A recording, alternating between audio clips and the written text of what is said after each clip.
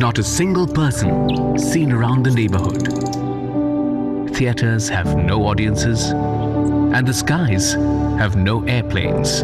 The world has shut down. But education knows no lockdown. Good morning, class.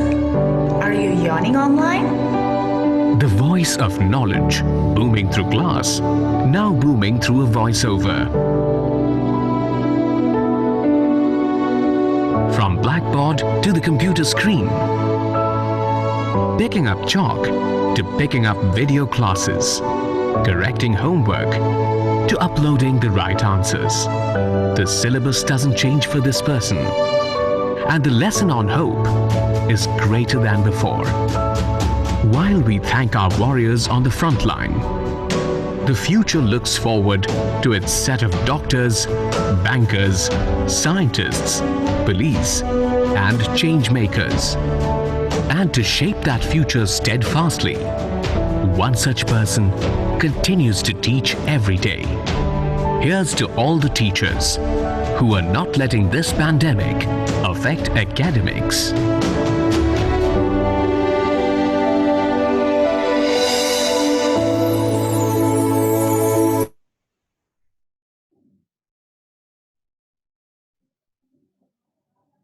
So I saw this, video, and it was extremely touching, and I thought I must, share with you all. So my thanks and claps to all the teachers who are doing good work.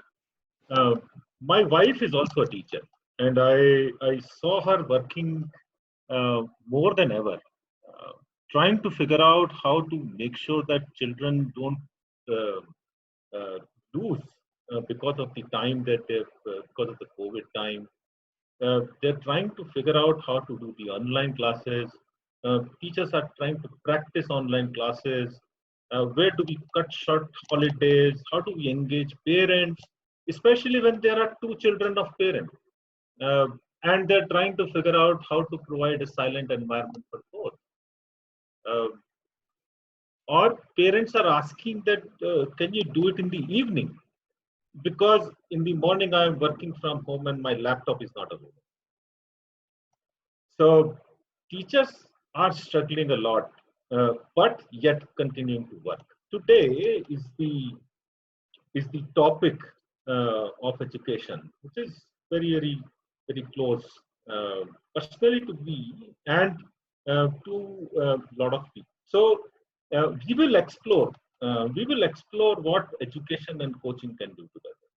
In this entire week, we have seen coaching through different lenses, from ITES, from biotech, from manufacturing, from women, and so forth.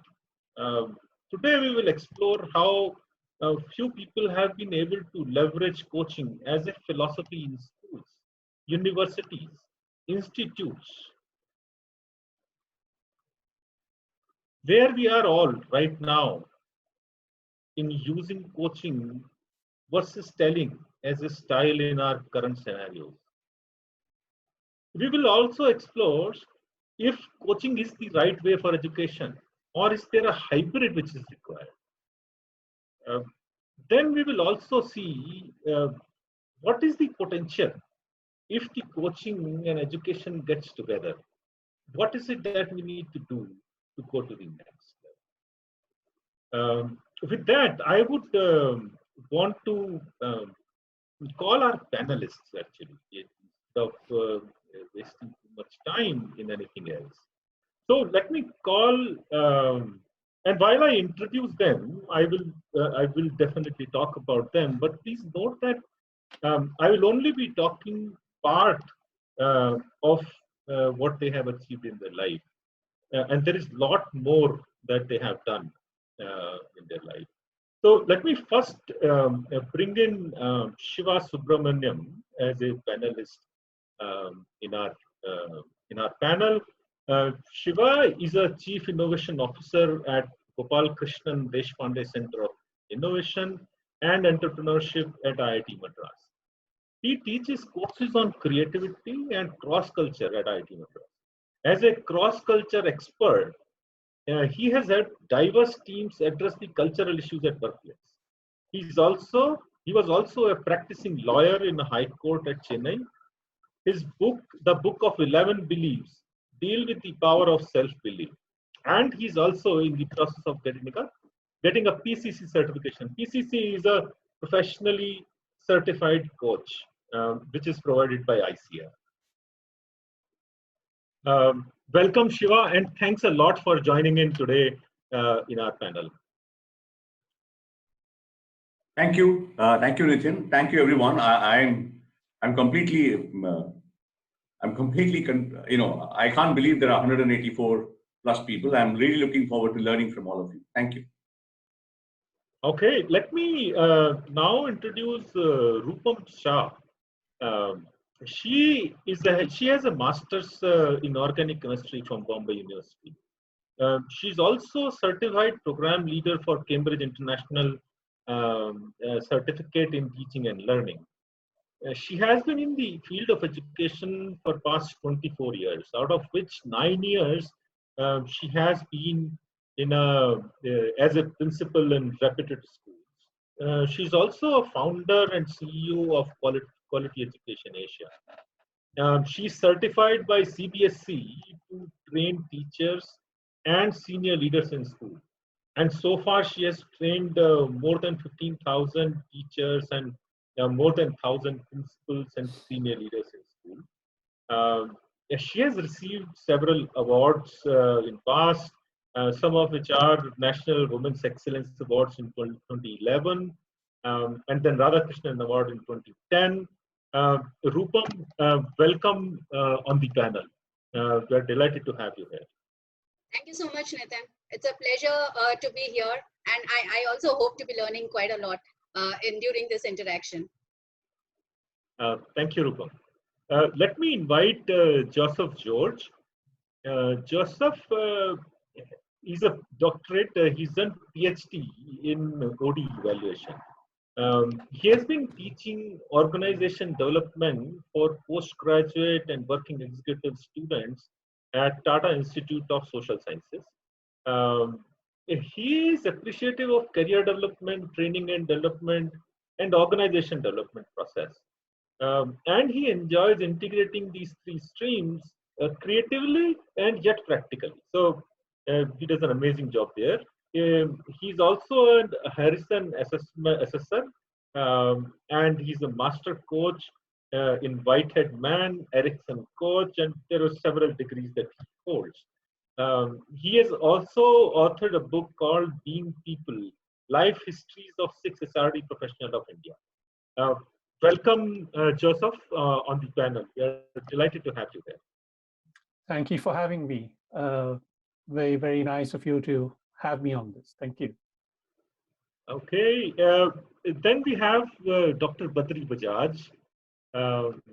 With his 20 years of experience in teaching, training, and coaching throughout corporate, Indian Navy, government organizations, and several educational institutions.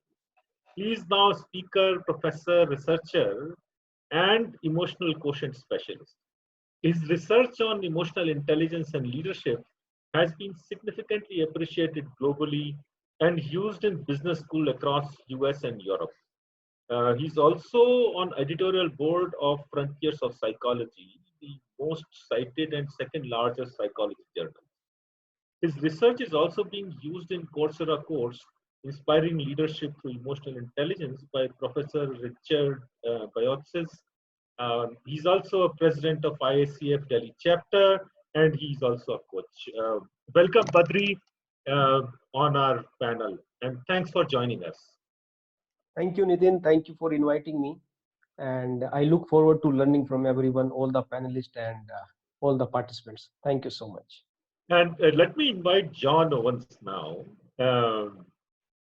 John, his past 30 years include in engineering and project management roles across different positions in breakfast cereal company, but that was in past. John has got a lot of association with India. He came to Pune in 1972 and stayed, with Dr. S.B. Majumdar, who founded Symbiosis during that time frame. He returned back to India and joined Symbiosis University as an executive and life coach in Pune.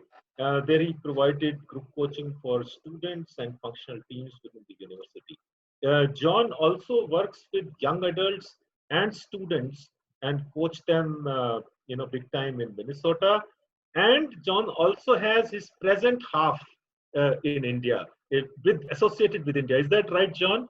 So he's married to a Pune, a girl named Sujata, having 3 kids, all adults. And I think John is waiting to become a grandfather, John. I'm waiting. Yeah. welcome, John, on board. Let me now bring in MG Raghuraman. A lot of people know about you, about MG. He has been, I think, in the industry for 37 years. He has done his UPSC exam. He becomes an A-class officer in railway, served in railway for 22 years, then shifted to IT, progressed in IT for a long time, and retired as CIO emphasis in 2016. Thereafter, he became a coach, and recently he has joined Dayanand Sagar University as professor as well. Welcome, MG, and he's already a proud grandfather of his grandson. So welcome, MG, on board. Handing over to you. Thank you. Thank you, Nitin. You couldn't have made me more nervous than ever before. The way you introduced all the panelist members, my tongue is getting tired. Welcome all panelists today, and can we get them on the video, please? I'm not seeing them, Nitin.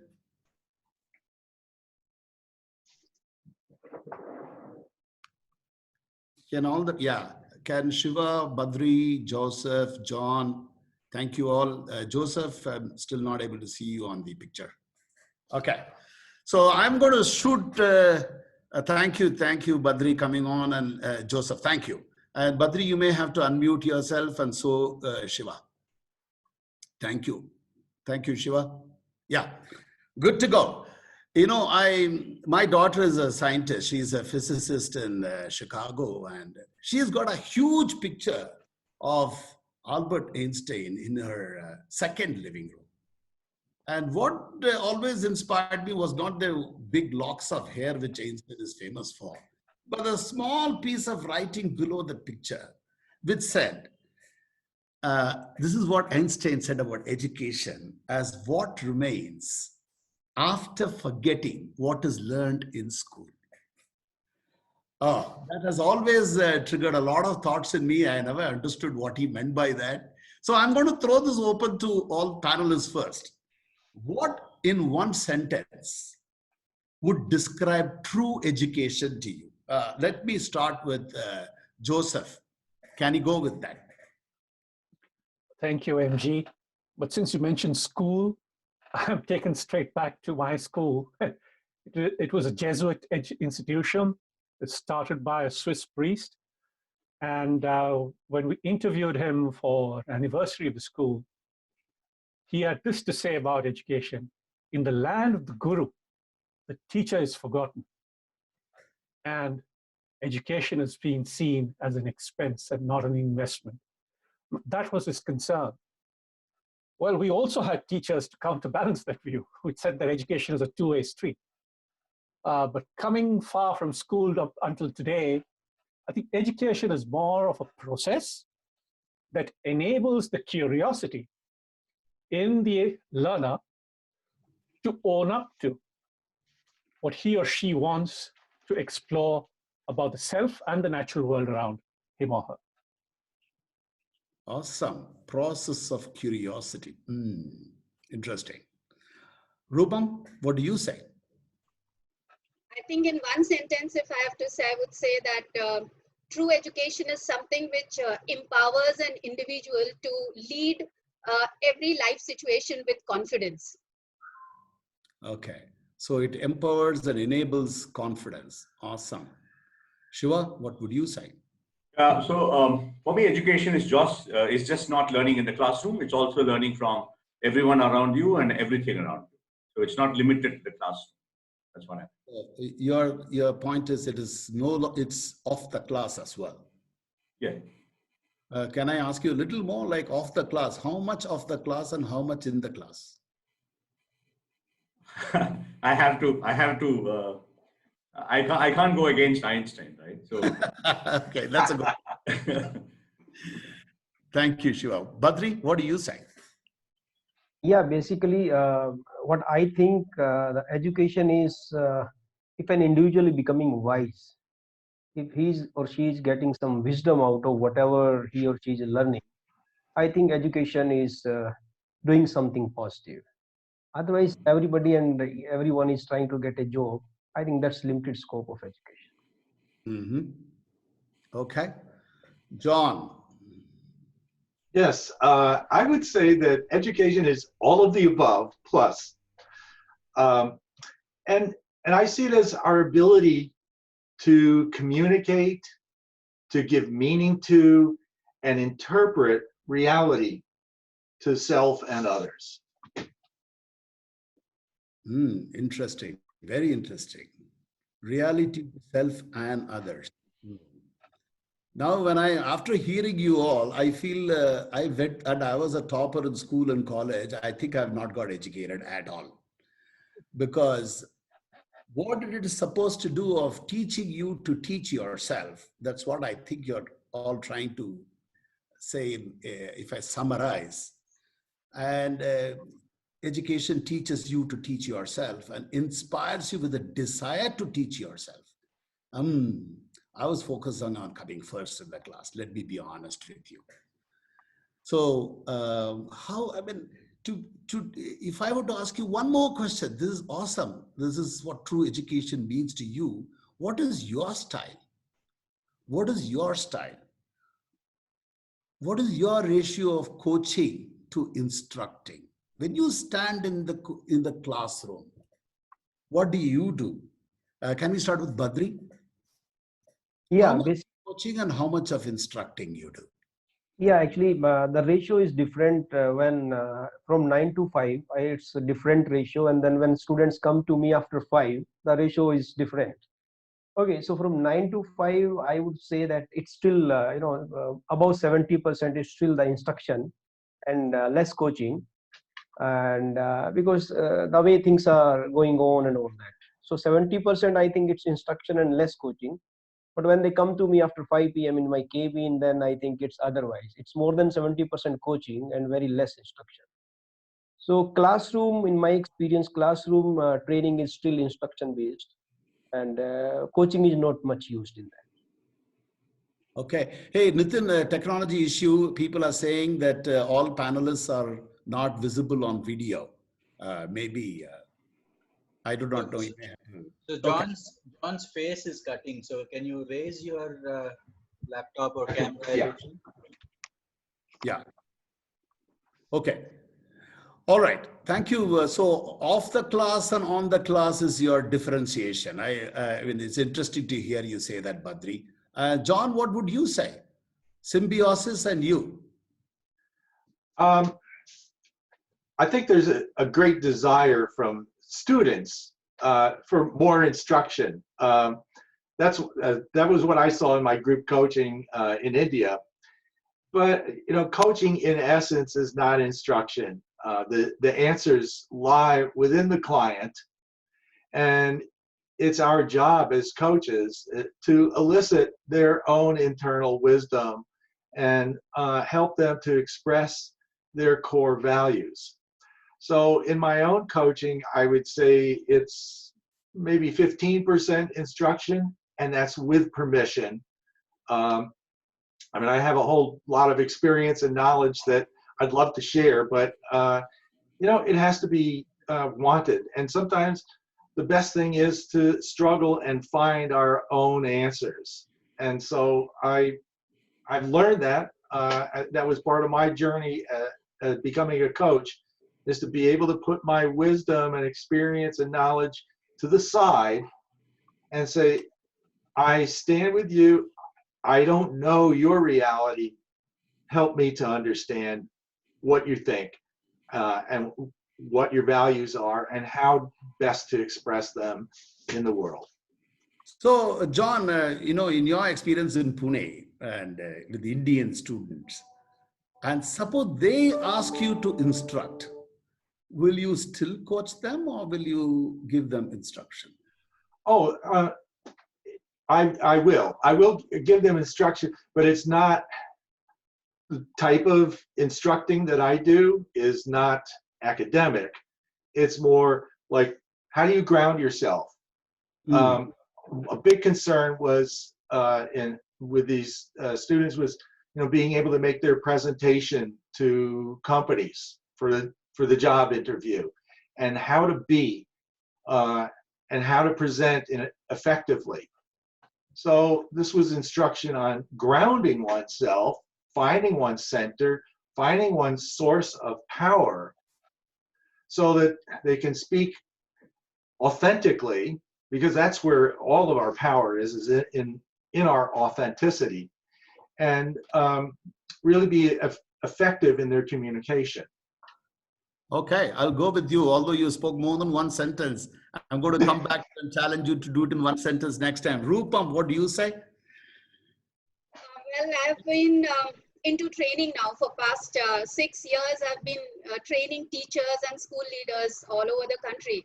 So my style now, if I have to say, is 80% of coaching, in the sense asking questions and involving them into different activities, and 20% of giving instructions. But way back, 20 years back, when I was actually inside the classroom and when I was teaching, it was more didactic, it was more instructions, it was more telling. Probably because I did not really know about how to make it more interesting. Now that I know and I'm teaching, I know that it can be easily done. So I would say, yes, I've changed my style, and it has now become more of coaching than of telling, more of asking rather than of telling. Awesome, very good. So you an evolved trainer, a teacher, coach, I would say, or a coach teacher. Okay, Shiva, how is it done in IIT and Gokul Institute? So, first of all, it's a very challenging question. The question itself is extremely challenging, and I guess there are lots and lots of people in this group who are teachers. And for me, it's about when every one of us as teachers enter a classroom, what is the context in the classroom at that particular time, right? And the context keeps changing. For instance, if I have to teach something, then I have to tell. And if I have to examine what they have learned, maybe I have to do something else. Sometimes the assignments take care of the coaching aspect or some other aspect. So teaching is a holistic activity. You have to play a role depending on the context. You have to be a friend, you have to be a coach, you have to be a mentor, you have to be a guide, you have to be a trainer, whatever it is. But I think it depends on what the subject is and what the context is. That's a very interesting perspective. For example, when you teach strength of materials to an engineering student, yes, or teach project management to MBA students, how much do you instruct and how much do you coach? And that's a very beautiful thing you pointed out as to what is the context in the classroom and outside. Thank you, Shiva. Joseph, your research, what does it tell you? Well, I teach primarily organization development to aspiring practitioners. Now, when I use the word teach, it's a misnomer, because my students will share with you that I don't open a single slide, don't instruct anywhere, and yet you might wonder if that is so, then is coaching happening at all? I elicit adult response so that they increase the ownership of their own learning. So the content of the adult experience becomes the university in the room. What is around And what we can all acknowledge is that content is available aplenty even beyond that experience. And that's how I approach my thing. So the reason why I wouldn't qualify my process as coaching is that one needs to have a deep relationship with every person in the room. And that's not what you would qualify as coaching per se. If I have thrown a spanner in the works, it's only because I'm making distinction between eliciting adult response in a group situation and the one-on-one distinction in coaching. Brilliant. So you're giving a completely new perspective to the coaching versus instructing phenomenon in the classroom. Thank you, Joseph. So what we will do is, now we heard the distinguished panelists talk about instructing versus coaching. I'm going to throw a question to the entire audience, 184 of you. Panelists, you can also answer this, because this is what you do as a parent. Nitin, can you please flash the first poll question, please? As a parent in your interactions with your children, what is your ratio of coaching to telling? 20% coaching, 80% telling, 40% coaching, 60%, 60-40, and 80-20. I have deliberately not put 50-50.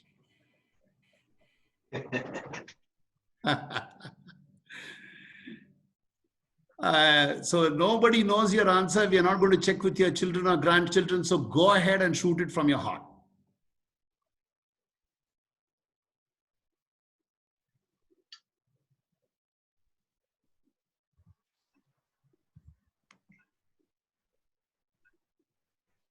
So we are at 70% vote. Another 15 seconds to go. Can you please vote? I close at a minute.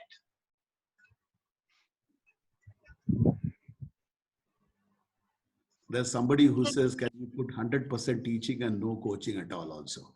I did not want to, insult the mothers in the...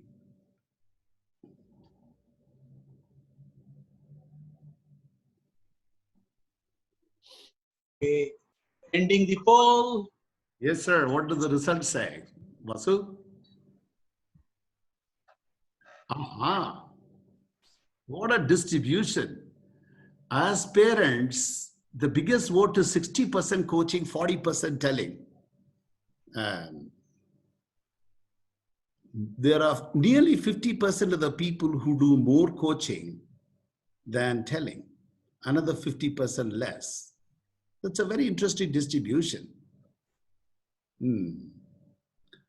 I'll let that be, but I hope we have provoked a question in all the parents in us and the grandparents in us and the teachers in us and the corporate executives in us as to how much coaching and how much telling are we doing and what should we be doing.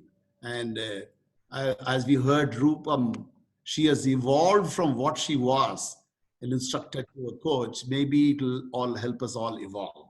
So now I'm going to shoot into, these were easy questions for the panel. Now let's start ragging them a little bit. I love, professors, you have been doing this to us all your lifetime, right? Sitting on as a student and, no, this is the time for me to pay back big time. So on a scale of 10, Shiva, I'll start with you. On a scale of 10, your rating of the education systems in India today. And don't worry, I won't be ever telling the IIT. No. I was thinking about it because I saw your question. I thought 4 out of 10, and then I thought, and I said 3 out of 10. Oh my goodness. Okay, I'll just hold the number. I'll come back to you on why did you do that 4 on 3. Rupam, what's yours? 3 is my final answer. Okay, 3 is a final answer. Shiva, okay. Rupam, what's your number? 6. 6, okay. And Badri? It's 4. 4. And let me stop with Joseph and John for a moment. You guys are a little outside the country, but I'll come back to you in a minute. Okay. Now we have to dig a little bit here. Let's dig the mind. So 3 and 4, Badri and Shiva, you're given pretty low scores. Yeah. What are the three top things that come to your mind as to why you scored so low? Who, Badri or me? Either of you. Shiva, you could go. Okay, thank you. So you had said three, right? Top three. One is basic stuff like thinking skills, creative thinking. Just basic. How do you think is not even looked at in a classroom. The second is very narrow focus on a particular subject. There's no. I would love it if when I was in school or college I was taught philosophy and psychology. It doesn't matter what I'm learning. I think these subjects are very, very important. No idea until I choose them on my own that I can possibly like philosophy or like psychology. That's the second reason. The third is application of knowledge is completely absent. Now, as a lawyer, as a law college student in Madras, it's a very famous college and all that. But so what? The campus and the college and the high court is in the same compound. But not once the curriculum demanded that we go to the court. Not once. I've been in a court in my life, all three years of my life. And I've spoken to some engineering friends of mine. They have done civil engineering, but not one of them have even seen a brick during those 5 years of civil engineering. What are we doing with our children? Right? So that's my complaint about education. It has to be realistic. It has to be real world. It has to be connected. We have to be exposed to several subjects. We cannot be looking at a narrow view of education. Awesome. Narrow, tunnel view of the subjects, no wideness. There's no promotion of thinking, and on top of that, there's no application of knowledge. Awesome. Rupam, we'll come back to Rupam a little later. Badri, we have bad scores, 3 or 4. Yeah. So actually, there are a couple of factors which I think, and which actually,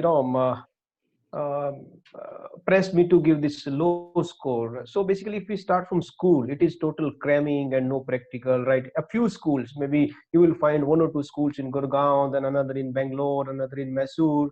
But you see at a large scale. So you see the diversity. Thousands of schools are there. There are many schools where even for the whole month, teacher will not go to the school. It is still there right now also. In these days also, teachers are not going for the full month, and then the salary is credited into their accounts. So because of the huge diversity, where we have great institutions like IITs and IIMs, where people are talking about innovation and all that. So at school level, in villages and many other places, no education is happening. Just some cramming and no practical is going on. So one is cramming in school level. Yeah. And the other two? Other is, less focus on practical. Yeah, totally application. There is no application, no practical. And that project-based learning, still there will be, you will find 2 schools in a city where some sort of project-based learning is going on. Others are not doing that. And the third thing is basically, the whole, hierarchy from the leader to the principal to the teacher. Actually, everybody is in a different direction, maybe getting more scores for their schools, how many got first divisions in the schools. So, and they are promoting it their own websites also. Each good school which has a website will promote it. Oh, 100% of our students got 60%. They are not promoting the wisdom level of their students, and how many students are, thinking of becoming entrepreneur and all that. So when even in 12th, you are focusing on marks. So I don't think I can give some maybe 8 or 9 score. 3, cramming, no application, and thirdly, the focus of education itself is marks. So Rupam, you must be thinking different. You gave 6. Yeah. Where do you differ with these 2 gentlemen? See, I think they belong to higher education. Probably that's the reason they're giving 3 and 4. And in schools, I would say still that. See, to a large extent, things are fine, but main things which are missing in our education system is passiveness inside the class. There's passive teaching. The stimulation of the mind is not there. The development of skills which needs to be there is not happening to that extent. And also, I feel that the curriculum needs a lot of updation. The assessment techniques, though it is changing now, a lot of people are now working towards developing different assessment techniques, but then that also requires a lot of updation. No, I have to interrupt you. You gave a good score. You're talking about the 4 which was faulty. I'm asking, why did you give 6? Yeah, I'll tell you why I gave 6. See, I think Badri pointed out that there's so much of diversity in our country. So I'm talking about an average school. So if we're talking about, say, private schools, there are a lot of private schools, and there is a lot of schools who are doing good work. So there is sports education, there are quality circle times which are happening, there is focus on emotional intelligence and things. So in pockets, there are different things which are happening. We cannot close our eyes and say that everything is going bad. So, I mean, I do have a positive outlook towards the whole thing. I wouldn't say that it is less than 6, it is 6. And in fact, you know, I am so positive about it that in the coming 2 decades or so, India is going to become, you know, probably Vishwaguru, I would say, if we actually move in the right direction. So I'm saying 6 so that I can cover on and make it to 10. Okay. So I'm going to stop here at the moment and go back to these 2 people from USA. How is this different in US? Can you please restrict it to not the education system difference? Is there any coaching happening in the education system in the USA, which makes the whole experience different for a student in America?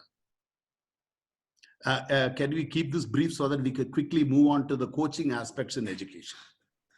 Yeah, John, can you go first? Certainly. So I think in the U.S., and I was the beneficiary of an exceptional education from grammar school all the way through college. I think I mentioned this before when we talked. I had Greek mythology class in which the lecturer, the professor, gave lectures that received a standing ovation. They were so inspiring and so connecting to life.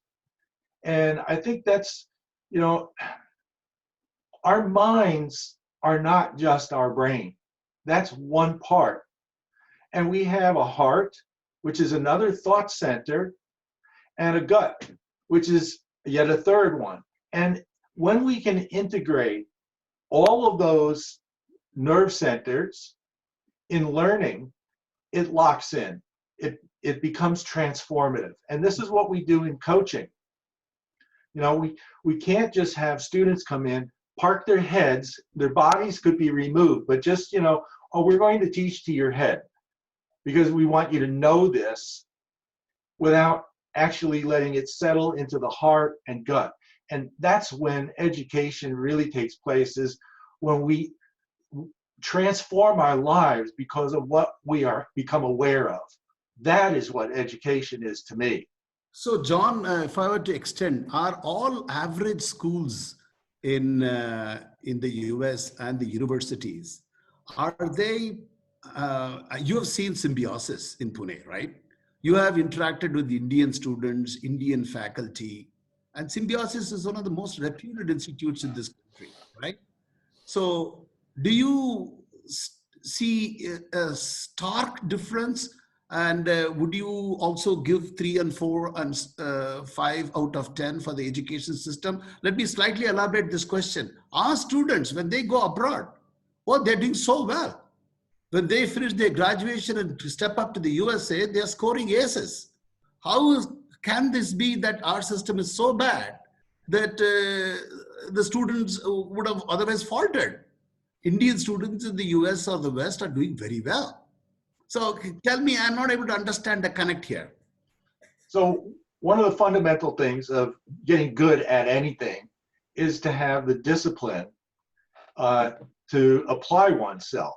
You know, if you don't practice a musical instrument, no matter how great the music is in your head, you can't get it out into the instrument and express it.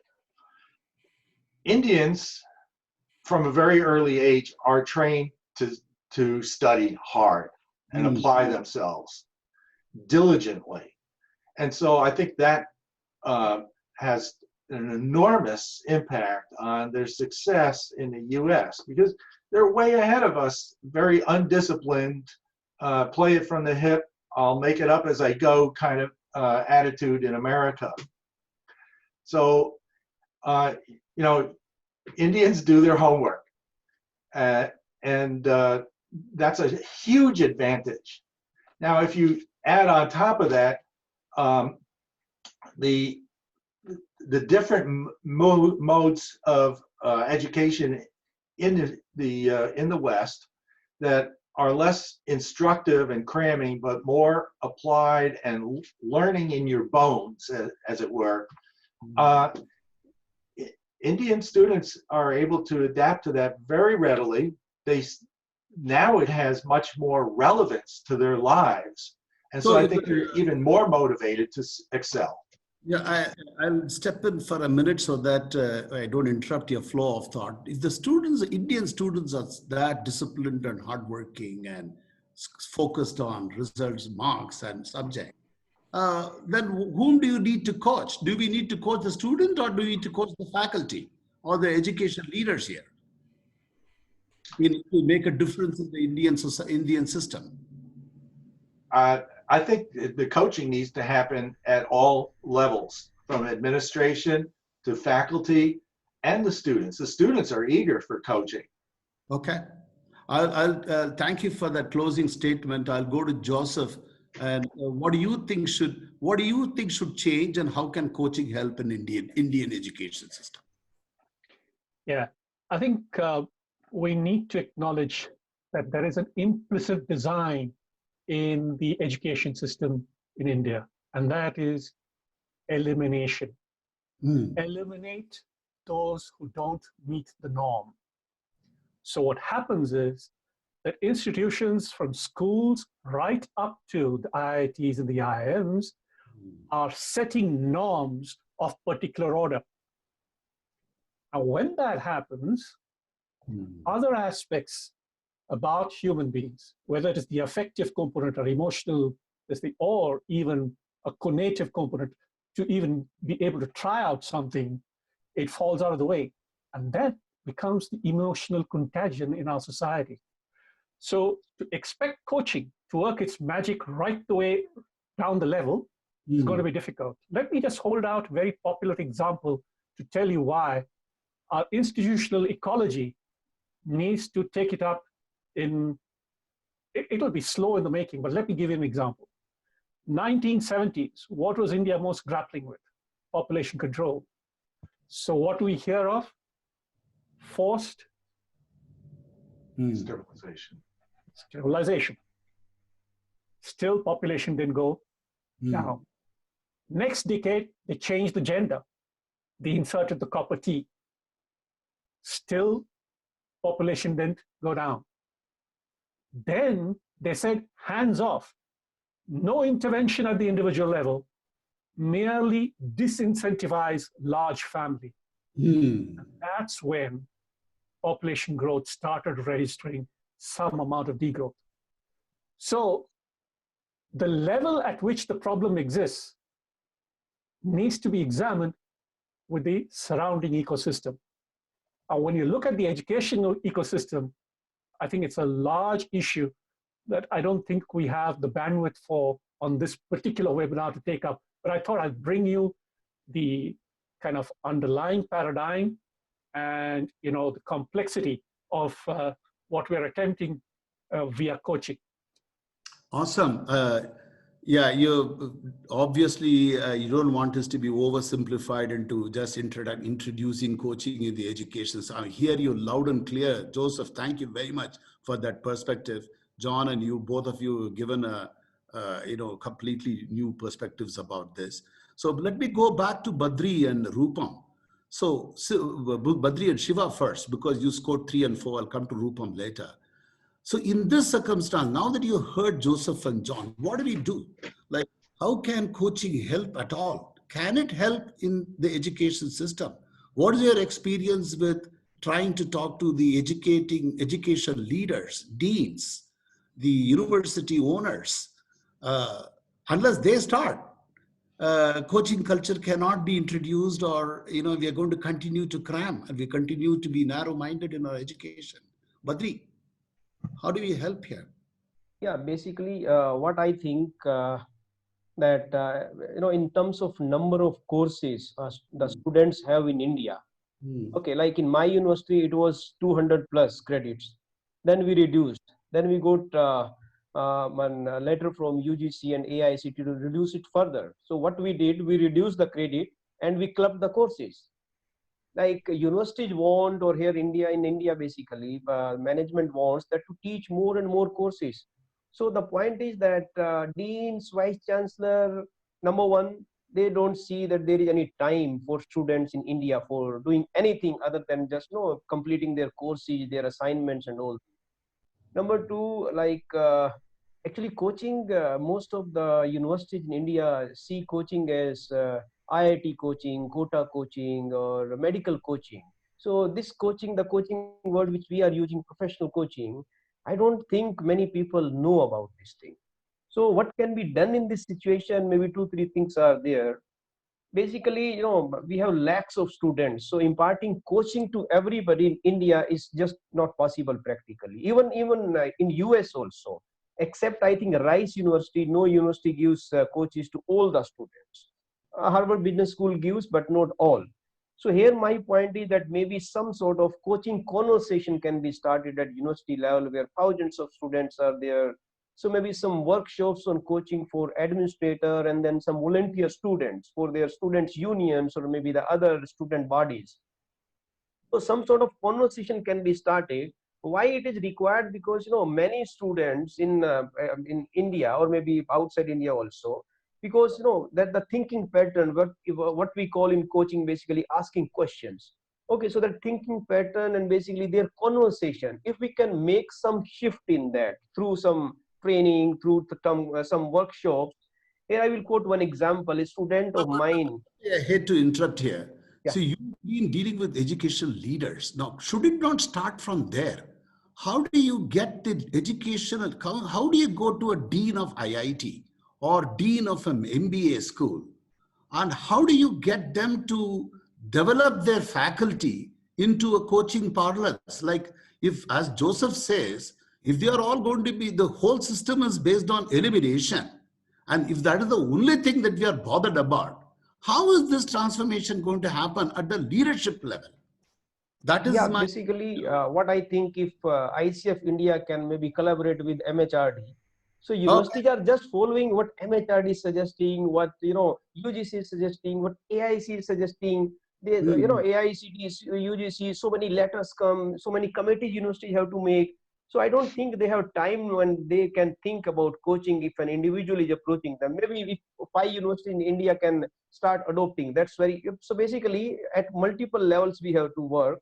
Maybe approaching individual universities, or maybe approaching our Indian Ivy League, IIT and IIMs.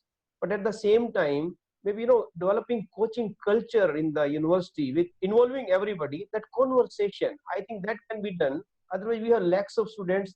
It's very difficult. Yeah. I'm getting the sum and substance of it. You think ICF can play a big role in connecting with the leadership in both the government and the universities? Great. Rupam, what do you think?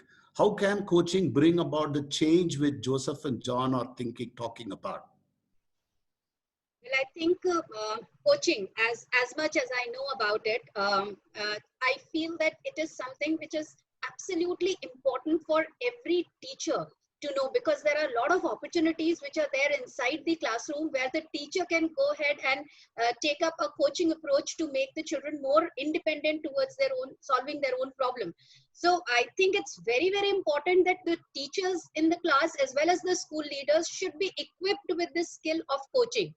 Okay. Hold on for a minute. Now there are a lot of questions from the chat and the panelists who are talking about our system of teachers and teachers focusing on marks. Nitin, can you run the second question? Rupam, just I'll run this poll question to the audience and come back to you on this. Sure. About teachers adopting a coaching style, which is what you're talking about. Nitin, can you play that question, please?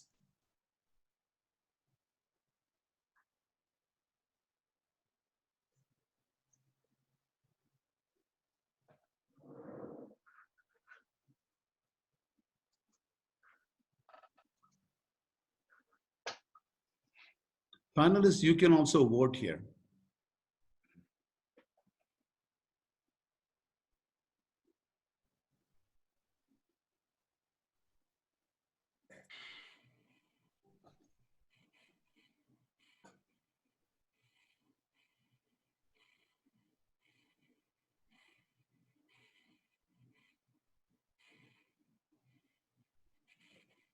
Vasu, have you got the votes done? Still going on, 116, 63%. So let's give it half a minute more, maybe 20 seconds. Do it when it crosses 70%.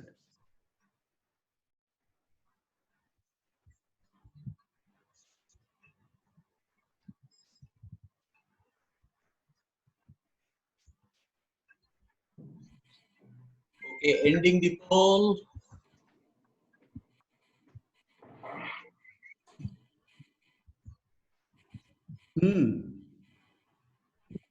After hearing you all, 42% people are saying teachers should adopt a coaching style or some.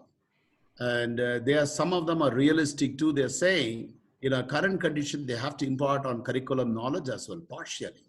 And 34% say after we create enhanced awareness of coaching and education, as Joseph was saying, it's not going to be so simple about transforming the ecology overnight. And there's a lot needs to be done. That's a great poll, and it more or less reflects what the panelists are trying to tell us. While we need coaching in the classroom, it's not going to be that simple. That's what the members, the audience have also concluded. So back to you, Rupam. So what is that one thing, like Badri was talking about ICF engaging with the government and institutes. Can you tell us one thing which we should do differently to bring about mindset change in the teachers? I think awareness programs, to begin with, at step one, there has to be a lot of awareness programs, which is done at the mass level. And then there are a lot of trainers which we need to create so that they can go ahead and have at least one or two such people localized in each school who have this skill of coaching. And then they will be able to help and support the teachers to go ahead and practice this skill in their own class. Can I just ask you this? How can coaches today, professional coaches and ICF play a role here with the teachers? Will we get an entry into the schools? That's $1 million question. I think that's something which is very difficult to go ahead, because the barriers to the school boundary are too many. To getting an entry into the school system becomes a little difficult because getting all the educators, first of all, understand the importance of coaching. As I think Badri said, coaching people understand as IIT and medical coaching, instead of they. No, that's okay. You are saying that it's difficult. If it is difficult, what is your one advice to us, ICF coaches and the coaches to be who are, preparing for the ACC and PCC and all? What do they do? I can suggest you something which is coming to my mind now, that create some success stories around the school, wherein the teachers and the students have got success because of this coaching. Small videos and things which can be disseminated throughout the country. And probably that is one thing. Second is reaching out to the boards, the education board, and then influencing your decision through them. Probably that will make a difference. Yeah, for want of time, I'll quickly run to Shiva because I got another few more questions to ask you all. Shiva, what do you say? So I'm very quickly, I'm going to say, education has to be looked at as the connectedness of several stakeholders. It's not just teachers and students. There are parents there. There is the board. There is the university education. There are the CBSE boards. So one has to be able to look at it from a connected. Who are the stakeholders? And every person himself or herself is a system, right? The students is a system. The board is a system. So therefore, I'm going to throw a challenge to ICF. I don't have a suggestion to ICF, but in all the years in all the classes of coaching that I've attended up to now, it has always been coaching. And therefore, the challenge to ICF is, can you coach a system? Beautiful. Instead of just coaching a person, can all of us get together and find out how can we coach an entire system? I don't know how to name it or label it. Maybe it has not even happened in the history of coaching.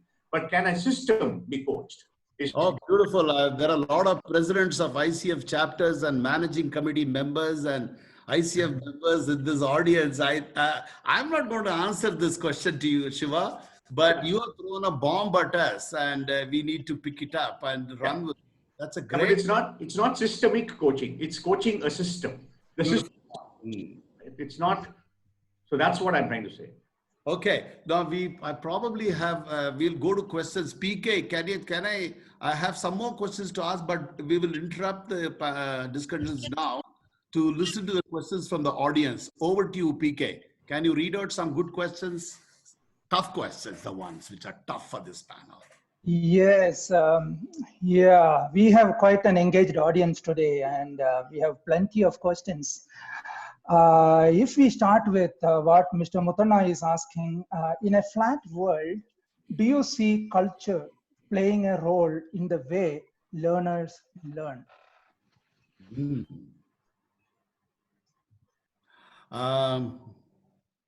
I think I best take it to Joseph to start. All right, thank you. Should you wish, you should tune into part 2 of a webinar series later this month by Fawn Trompenaars and his troupe, who are systematically studying cultural response to the COVID syndrome. And you would find that there is a role that culture plays in evolving responses. So straight answer, yes, there is a change with regard to how we learn as influenced by our culture. That's very interesting. But a related question to you, Joseph, I have always been wondering, as children, we learned all our value systems from our parents. Our very young, uncoached mothers who didn't know the spelling of coaching and who don't know things like coaching presence and powerful questions and dancing in the moment and all those definitions, right? And coach's agenda as a child. Was it my agenda or her agenda? But we grew up, all of us, with a set of values which was not instructed to us, which we grew with. Now, are our parents, especially our very young mothers in their early 20s, wonderful coaches? What culture was that? How does that look to you, Joseph? Well, I first understood this phenomenon more clearly when I read an excellent paper by Professor Gauranga Chattopadhyay, who used to teach at IIM Kolkata.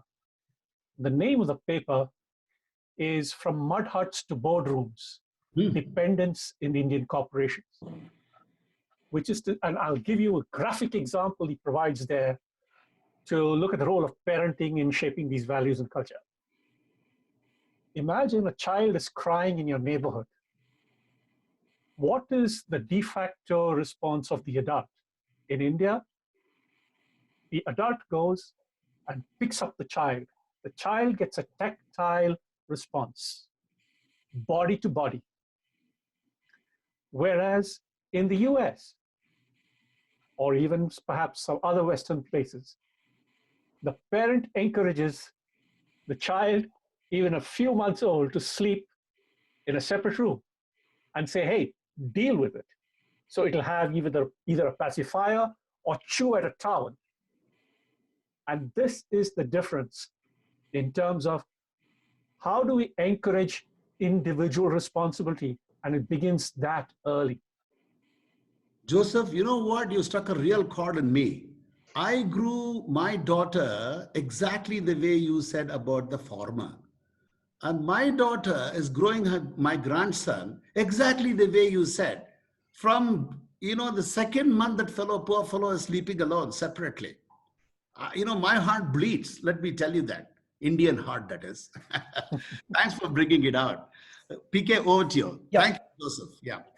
Thank you. Kumuta Gandhi is asking what kind of coaching you provide to principals or teachers.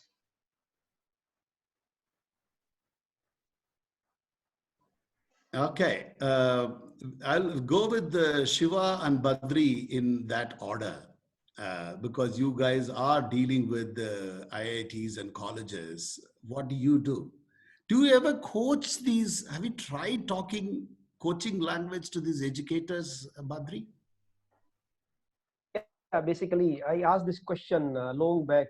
Professor Richard Boyages came to TIS. Professor Joseph might be knowing.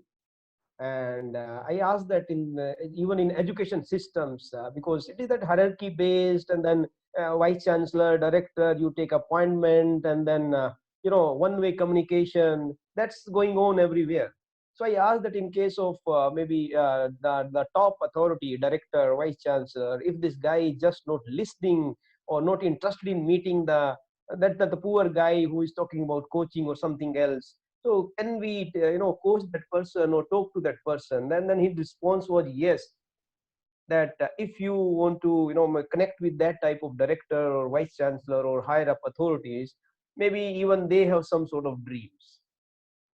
So maybe, connecting with their dreams. So somewhere their dreams is also to uplift the organization, but their thinking is different. They think that I know the best and I will deal it in that way. I don't need others lot of advice, because many people are just to say yes. The moment they start saying no, they are out of the system. So so the point is that maybe this can be tried if one is able to engage that person in a way which can in a conversation in which we are discussing about his or her dream, rather than telling that I know coaching and I can help you. It's not helping, but discussing about his dream. Interesting. Discussing about a dream. Shiva, just hold on for a minute. Let me go quickly back to John. John, when your experience with symbiosis, have you tried this? Talking to these educators to, influence a little bit on their attitude towards teaching and educating? Well, I have. I just want to point out there is a very vast difference between the Asian mindset, you might say, and the Western mindset. And this is what after many years of trying to understand this, it finally dawned on me, because I was trying to set up a meeting in India early on. This is the first time I'm actually doing some work in India. And the methods that I was using, which were completely Western methods, didn't work at all. And I was seeing, to set up a meeting, there were hundreds, literally hundreds of WhatsApp messages going back and forth until some consensus would finally happen. And I thought, this is very inefficient. Indians, if I may observe this, don't see themselves as an individual. You're a collective. So you are yourself plus all your close relations, all that whole onion approach, all of your relatives, your friends, your caste, whatever it might be, that is who you are. In the West, you're talking to an individual, and that's exactly what you get, an individual. So when I agree to something as a Westerner, it's a guarantee.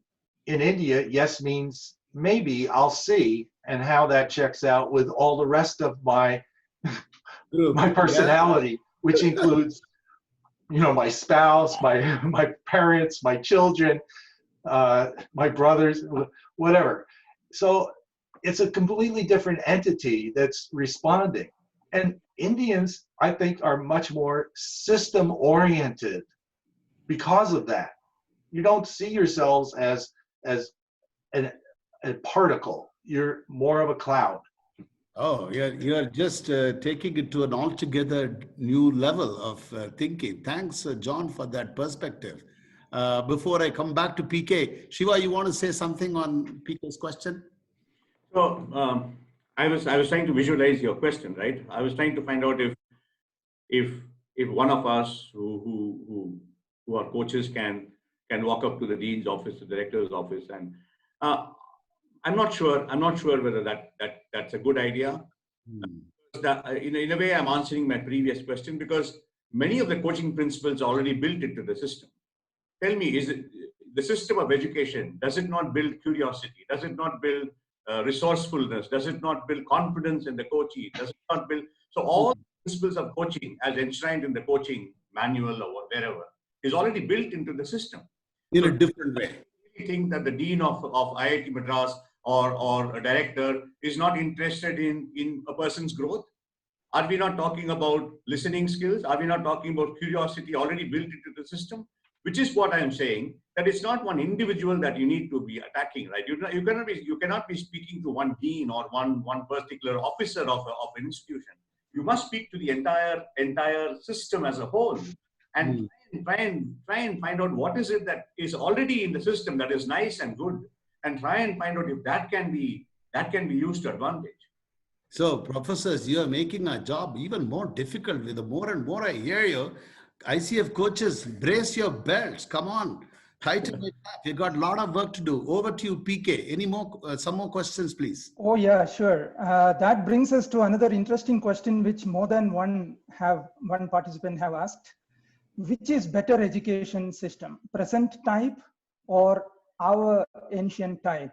And the questionnaire goes on to explain Gurukul system that existed in this country a while ago. So actually, I am not even qualified to repeat the question because I don't know anything about the Gurukul system. So whoever wants to take it, Rupam, you, Badri, Shiva, Joseph, and John, go ahead. If I have to take this question, I would say any day the Gurukul system, because that was one system which was talking a lot about peer mentoring. You know, the seniors teaching the juniors, and a lot of skill-based learning which was happening.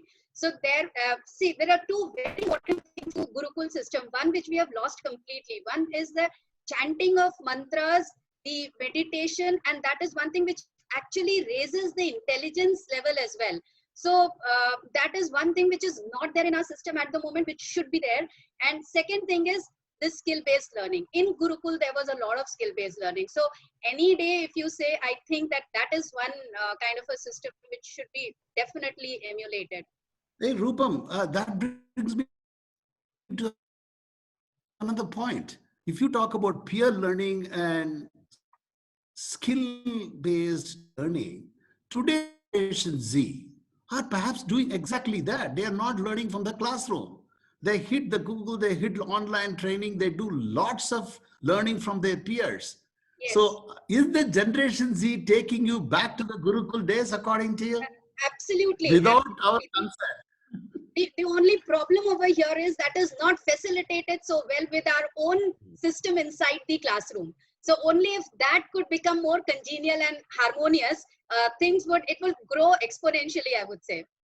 So in your opinion, in the future, we will not have rules like 70% attendance in classroom. It's not relevant, right?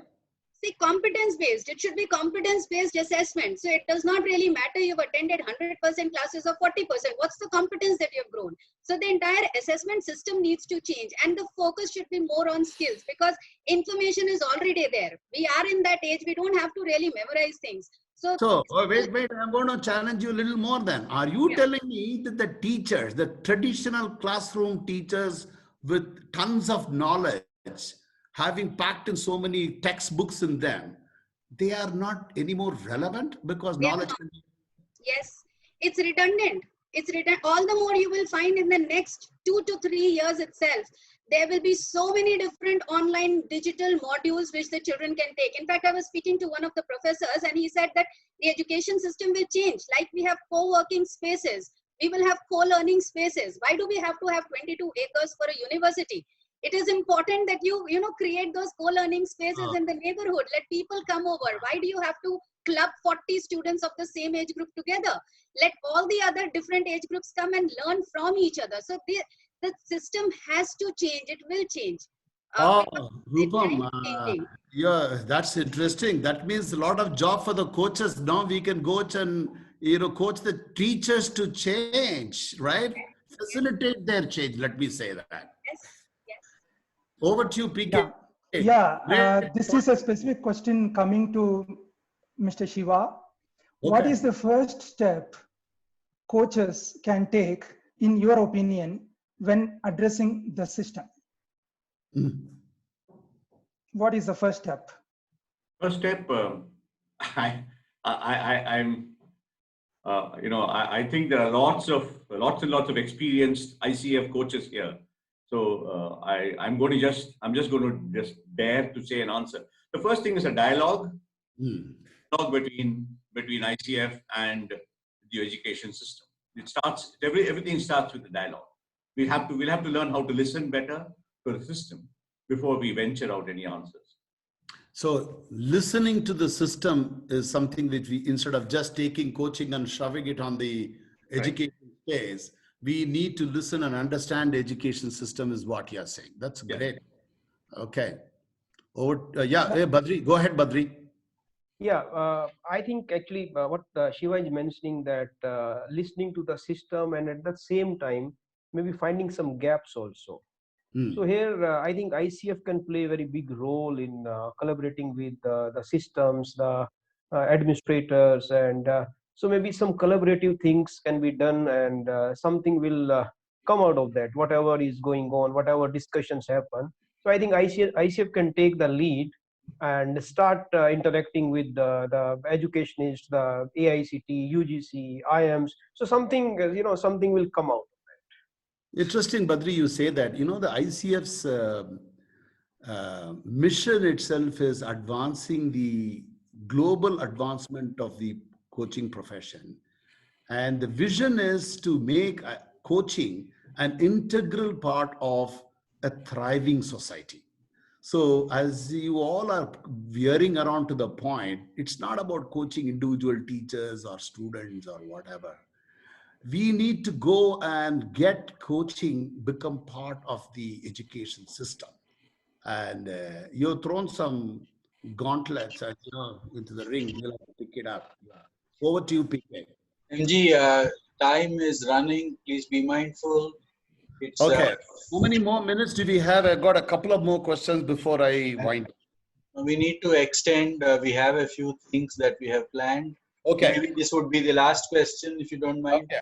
I will do this one question. I'll do one poll and then come back to the last question. One last question, Nitin or Vasu, can you please put that question on regarding coaching for students?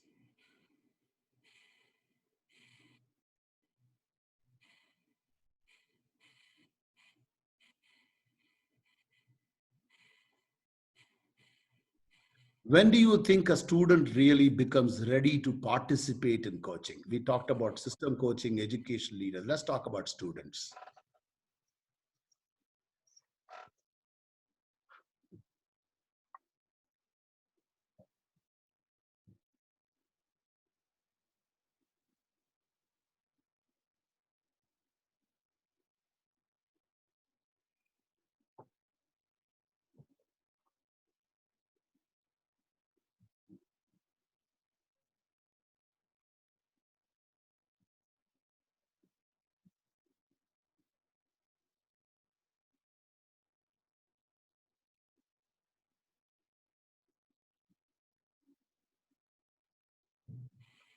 Vasu, can you read out the poll results, please?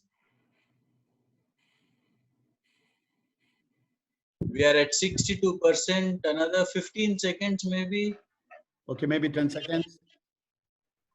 Because I just got one more question, which will take about 2-3 minutes from the panel.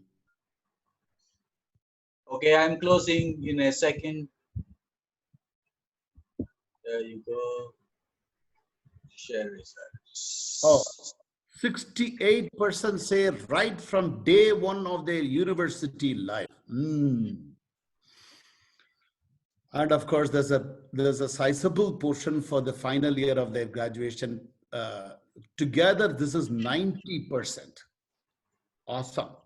Close. Thank you. That's a great, great insights from the audience having heard this panel. So I'm going to go to closing remarks on the session to the panelists. Post-pandemic, what do you think? We heard lots of inputs from you on the future of coaching, what ICF should do, what coaches can do with the system, talking to the leaders, bringing about change in the teachers, etc. Great points, and we have recorded it, so we'll go through them once again and pick up the notes there. But if you have one closing statement on post-pandemic, since the world has changed upside down and coronavirus has torn apart all our traditional values, beliefs, and practices, what could be that one thing which you would recommend for coaches and coaching in the education space?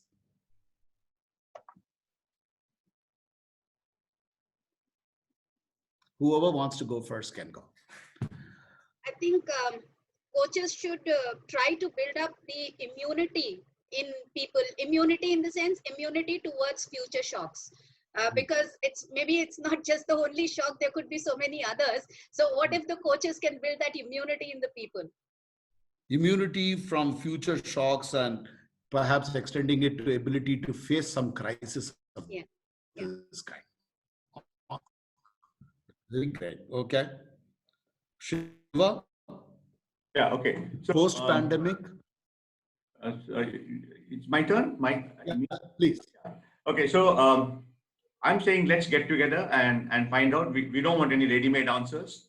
I think there's lots of knowledge available. For instance, while I was speaking about listening, I was saying, can we not, like Sharma says, can we not use theory U and find out what is emerging in the system? So let's put all our knowledge. We have so much of knowledge in ICF, right? Let's put all our knowledge together and find out what's to win. For instance, let's find out if there are people in the world who have been completely ignored, not in coaching at all. For instance, mothers, housewives who have not even attended school.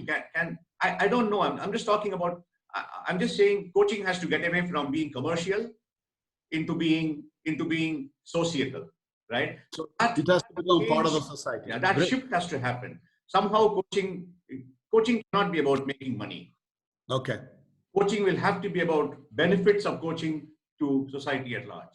The society at large, including, of course, education, obviously, right? Yes.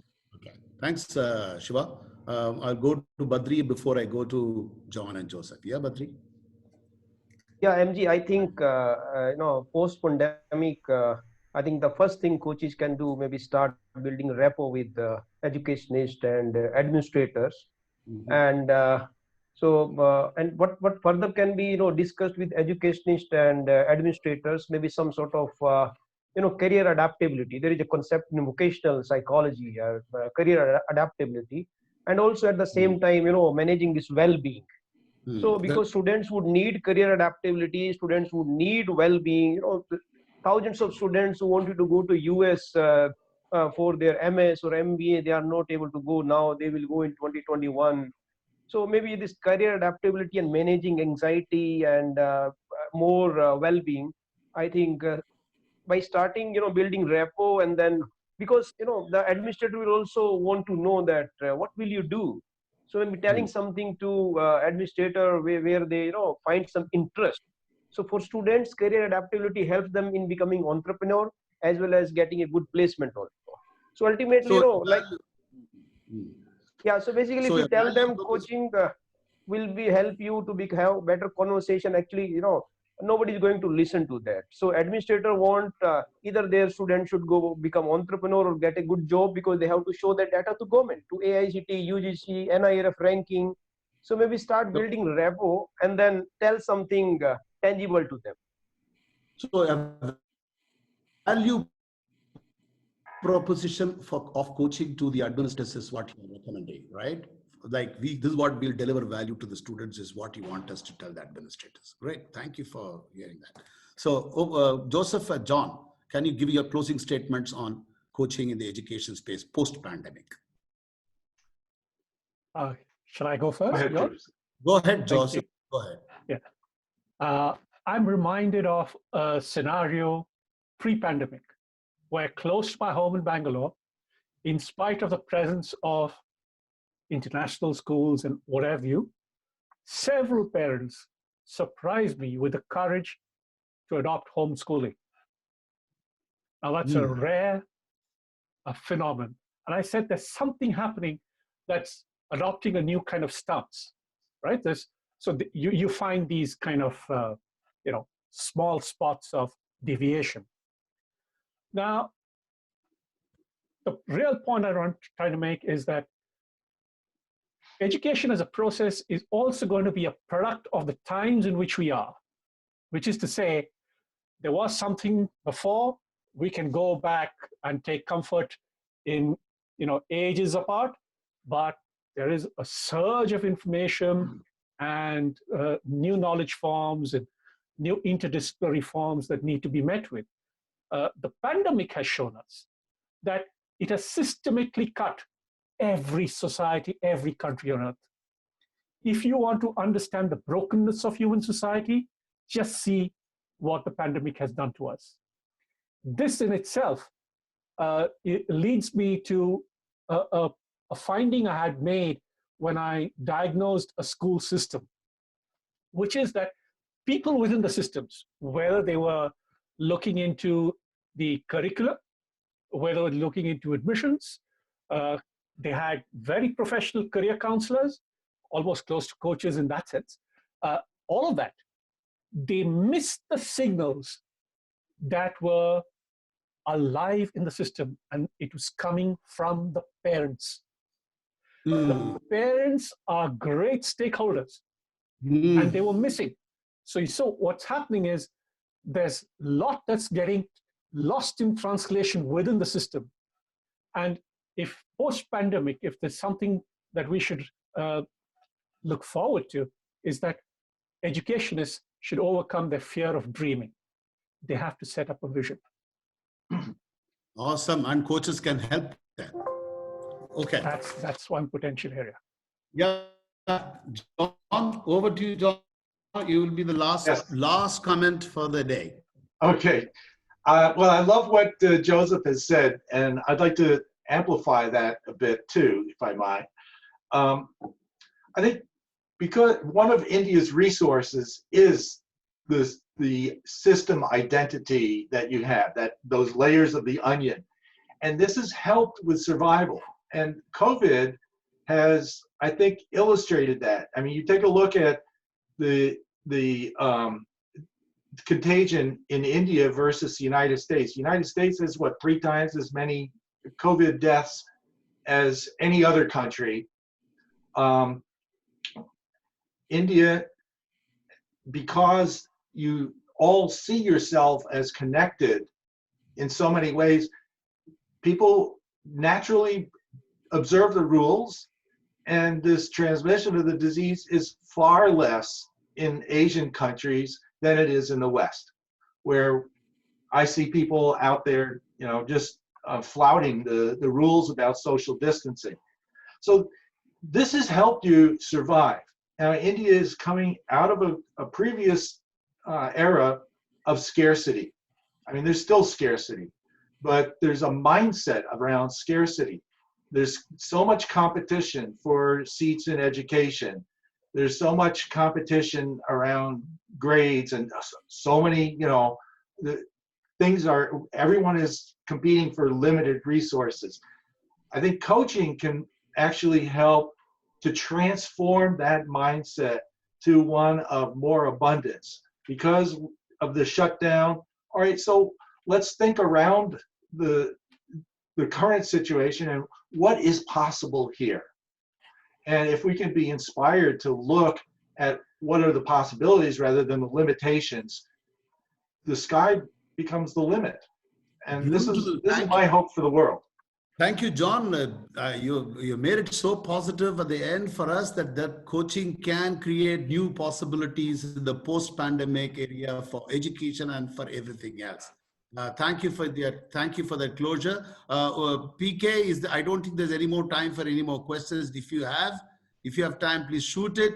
Otherwise, thank you all for this invigorating panel. Well, I loved speaking to and interacting with all of you. We have recorded every word of what you have said, okay?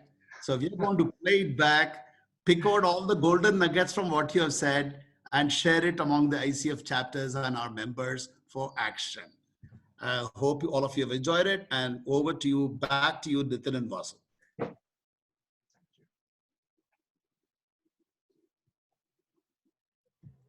So MG and the panel and everybody else here, I'm here to do the vote of thanks.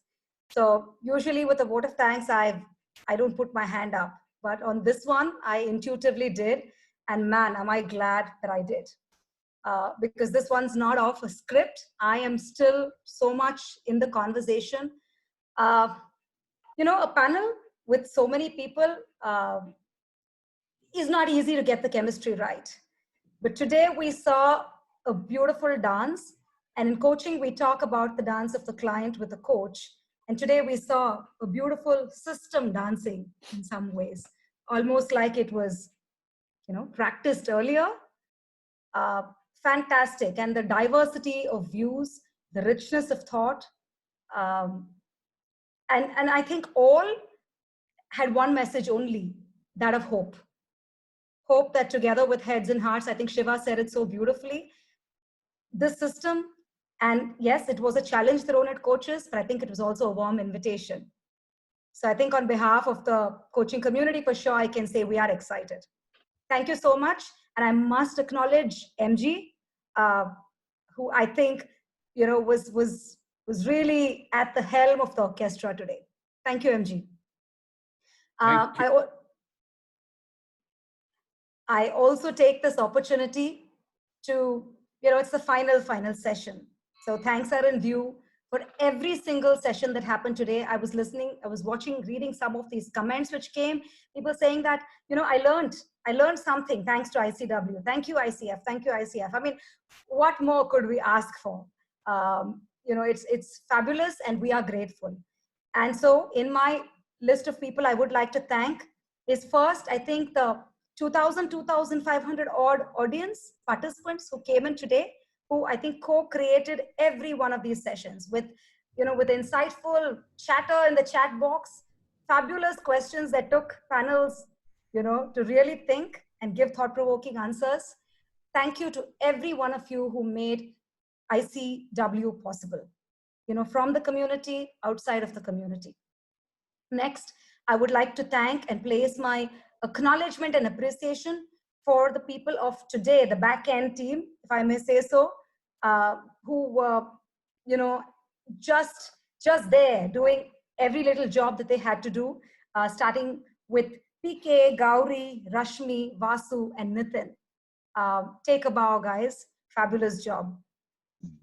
None of this would have been possible if ICF chapters did not decide to come together. Big salute to the management committees, the boards, and the leadership team of all our 5 India chapters. Together, we certainly rocked. And I must tell you, for those of you who don't know how chapters are organized, a lot of us are seamlessly working with each other for the very first time.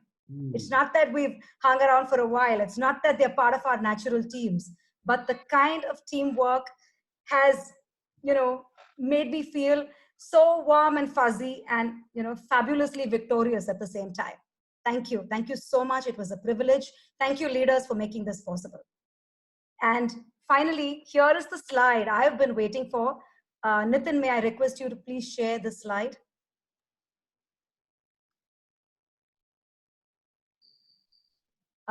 In full screen mode, if possible.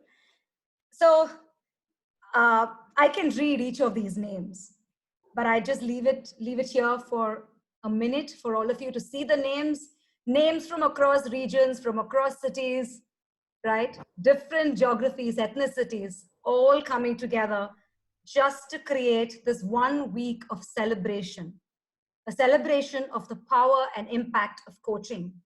Discussions right from industry-specific, corporate-specific discussions to women, and finally to the future of our country, which is education. Oh, what a range and what a finale. Each of these people here, I know, and I was privileged to be part of this team, have toiled not for days, for weeks together, despite their own challenges that, that they've dealt with in the wake of the pandemic. Thank you, everyone, and we are indeed a privileged lot. So with that, I hope I've not missed out anyone. If I have, my apologies. Certainly would have just been a slip. With this, I'm handing over back to Nitin. And as I may say, let the magic in the air just grow bigger and bigger.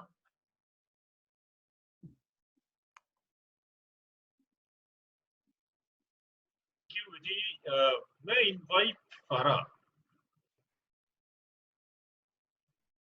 Farah is going to play some excellent activities with all of you where each one of you are going to get engaged with some thought-provoking questions. So take your time for next few minutes and be with Farah. Also, can we have a spotlight on Farah? Nitin, I don't see her. Is she online?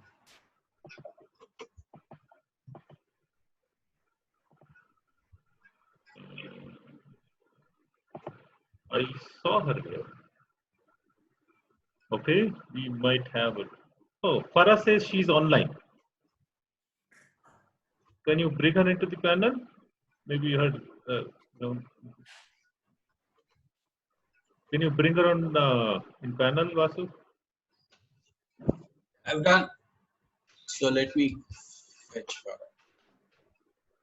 Whether she's okay. Ask to start video. Farah, you're online. Thank you so much. I've been waiting with bated breath, and I had this power shutdown right at this time. So I just want to check in. How much time do we have? 10 minutes? So just for we have actually overshot the time. So my humble request to all the attendees, I know we are probably overshot the time, but please be with us. Okay. For another 10 minutes maybe. Yeah. Okay, maybe I'll shorten it then. Wonderful. All right. I want to actually share a quick story.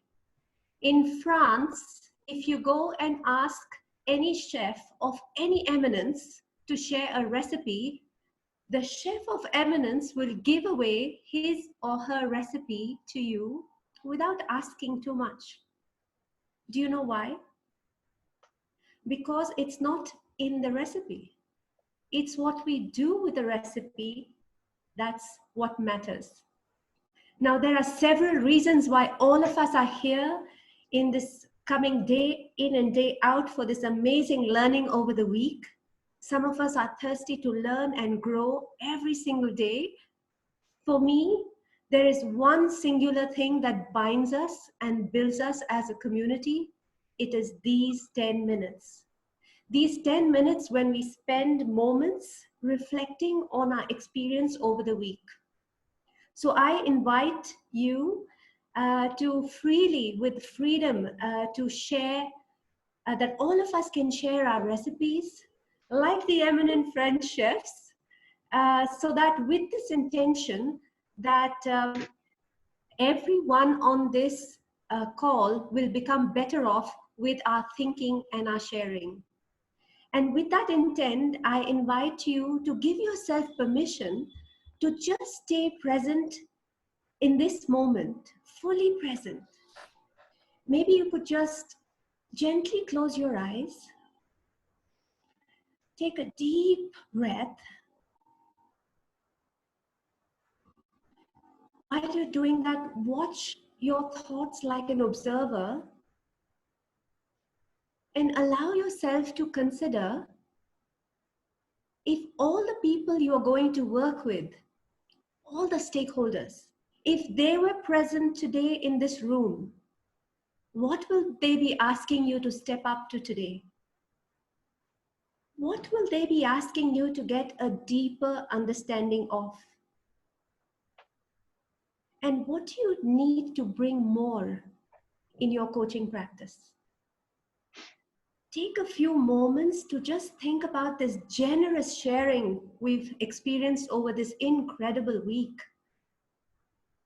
What might be a catalytic insight or learning that has shifted something inside of you? What are the feelings that you're experiencing right now? Stay with that a moment, and you may open your eyes. And if you're willing, we're happy to hear one voice. Anyone who has the courage to put their hand up, and maybe in 30 seconds tell us that one thing that they have got from this entire week. And I'd like Vasu to actually look at the chats and see if anyone's put their hand up.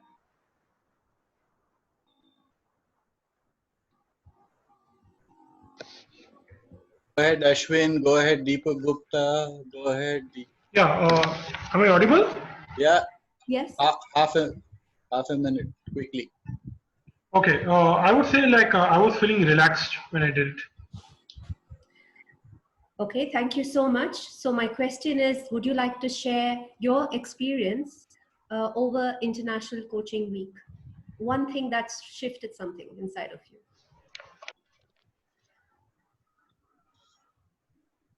Guys, we are running out of time. We need to be Okay, quick. fine. Yeah. Hold that thought. Hold that thought. Take out your phones and can I ask Rashmi to type that in the chat, please? The code. Thank you. So I'm going to actually add a code that you just have to press a click to it from your phone or your laptop. And there are a couple of questions you can answer in 3 seconds. And then we're ready to hand over to Rashmi. I'm going to share my screen, and Rashmi, you're going to do that right now.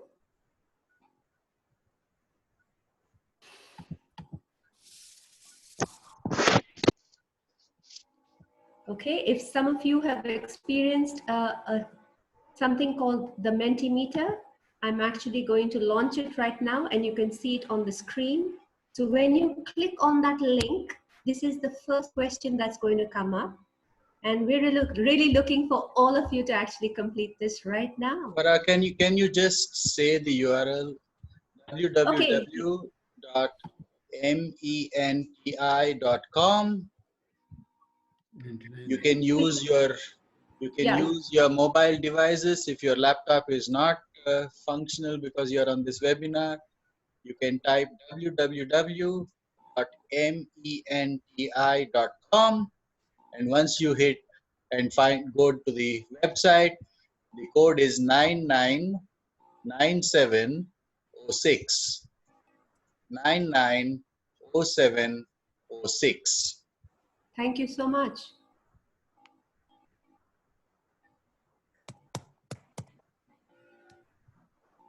You should be seeing the first question, and go ahead and type the word.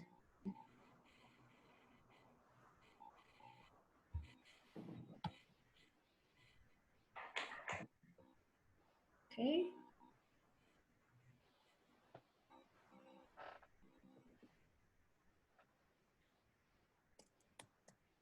Beautiful. URL again, www.menti.com.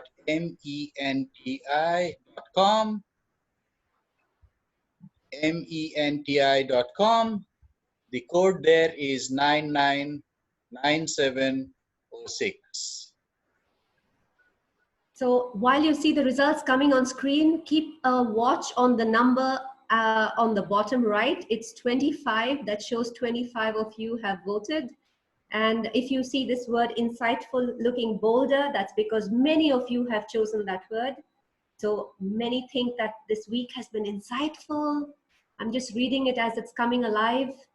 Enriching, engaging, beautiful, informative,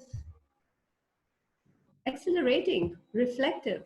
Super. Keep getting at it. I'll give another 10 seconds. This can go on and we'll get all your votes in. And for those who finished, I'm going to actually move to the next question. So you could actually do this. Okay. Technology.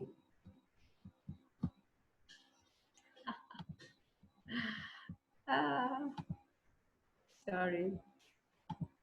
Almost there. It's just not moving.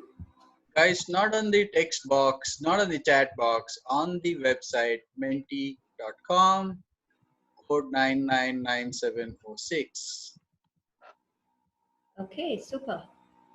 Farah, somebody is saying the code is wrong. Is it? It's okay. Code is right. Is that the challenge? Okay.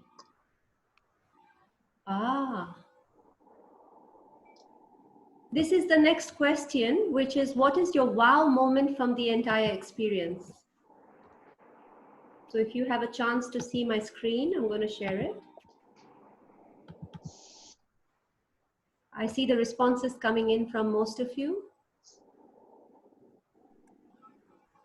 And you'll see this scrolling down as everybody enters this. And we can share this with you right after.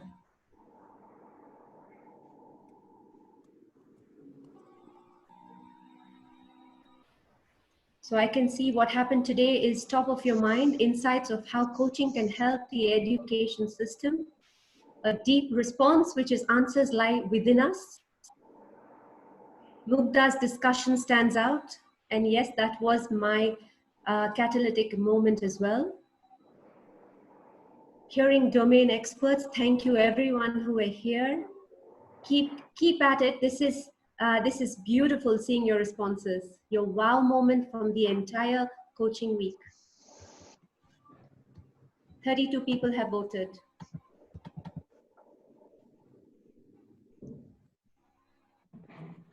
And I'm just going to put up the last question while you still respond to that. This is the last one. If you could travel in time, what would you like to see happen in ICW 2021? Just any ideas that you'd like to see happen. We'd love to see your ideas coming through. Okay.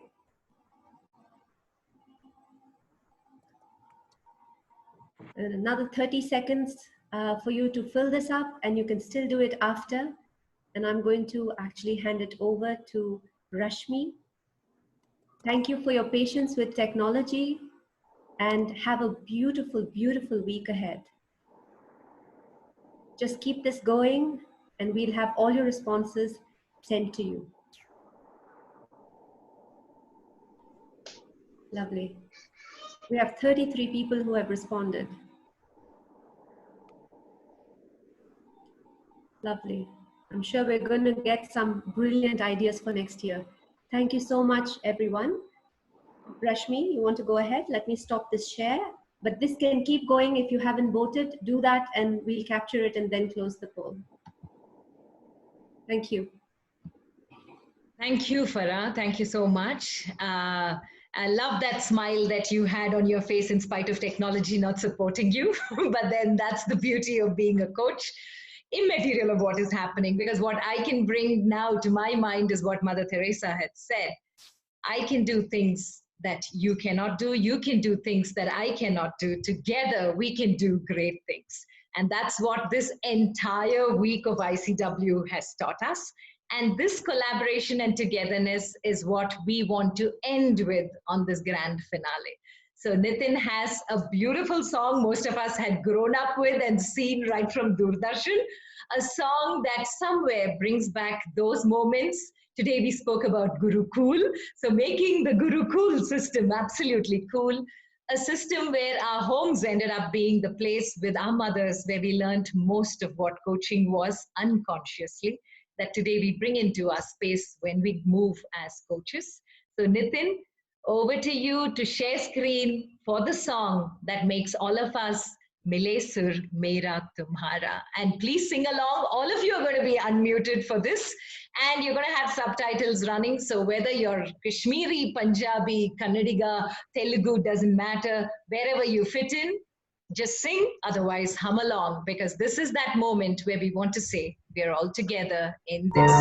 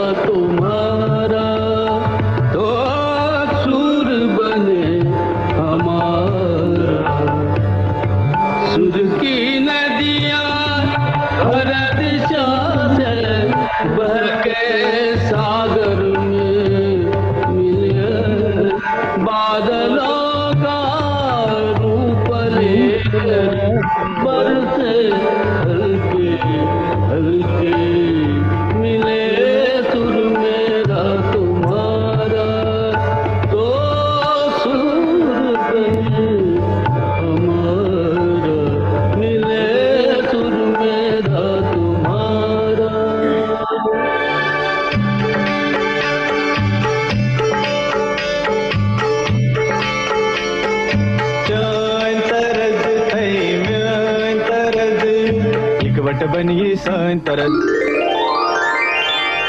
तेरा सुर मिले मेरे सुर दे नाल मिलके बने एक नवा सुर ताल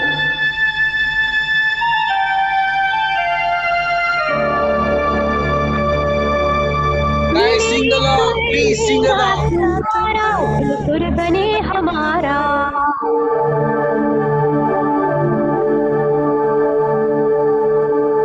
मुंहिंजो सुर तुंहिंजे सां प्यारा मिले जॾहिं गीत असां जो मधुर तरानो बणे तॾहिं सुर का दरिया बह के सागर में मिले बदला रूप लेके बरसन होले होले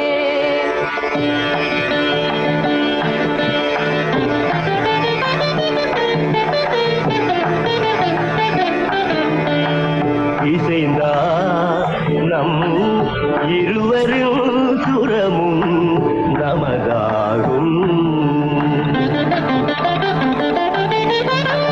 திசை வேறானாலும் ஆழிசேர் ஆறுகள் நீலாய் மழையாய் பொழிவது போல் இசை நம் இசை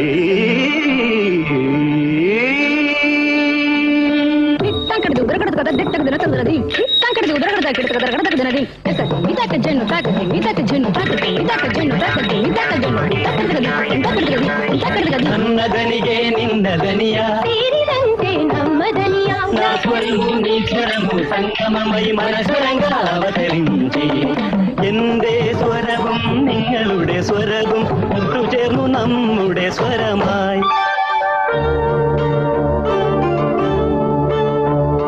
তোমার সুর মোদের সুর সৃষ্টি করু কই কসুর তোমার সুর মোদের সুর সৃষ্টি করু কই কসুর সৃষ্টি হো কই কোতান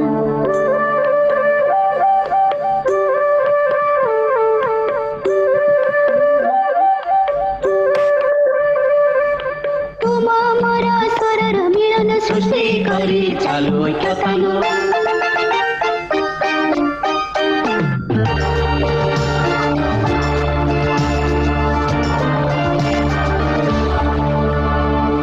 મળે સૂર જો તારો મારો બને આપણો સૂર નિરાળો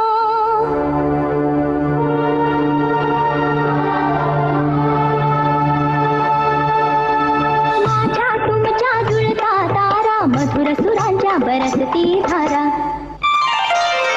सुर की नदियाँ हर दिशा से बहके सागर में मिले बादलों का रूप लेके बरसे हल्के हल्के मिले सुर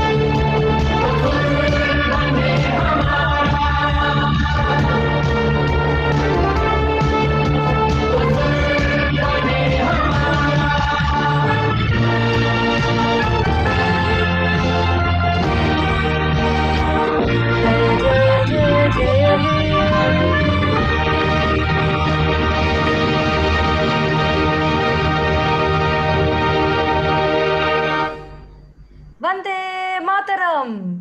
Vande Mataram. Request everybody to switch your cameras on.